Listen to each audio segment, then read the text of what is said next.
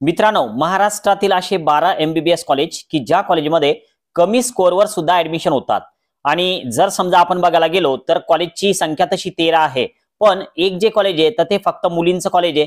पण राहिलेले जे कॉलेज आहेत तर त्या कॉलेजमध्ये 250 च्या वरती जर तुमचा स्कोअर आला तर तुम्हाला ऍडमिशन मिळू शकते MBBS ला। पण विषय येतो तो फीजचा। बघा, जवळपास 2400 टोटल सीट्स आहेत या कॉलेजमध्ये। कुठे 150 असतील, कुठे 100 असतील, कुठे 150 आहेत आणि जास्तीत जास्त 250 सीटवाले कॉलेज सुद्धा महाराष्ट्रामध्ये आहेत।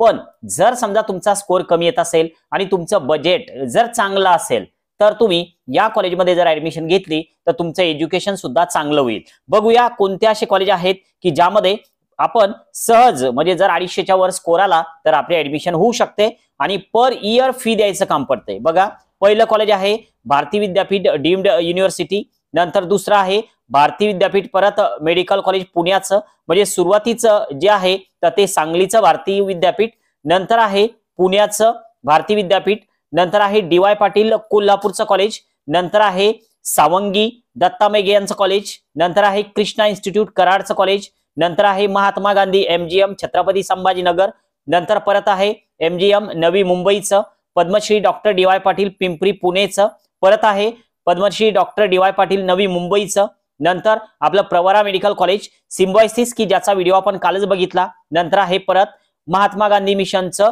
वाशीचं नवीन सुरू झालेलं एक कॉलेज आहे आणि दत्ता मेघे नागपूरचं। तर हे कॉलेज जे आहेत तर या कॉलेजमध्ये तुम्हाला कमी स्कोअरवर सुद्धा ऍडमिशन मिळू शकते।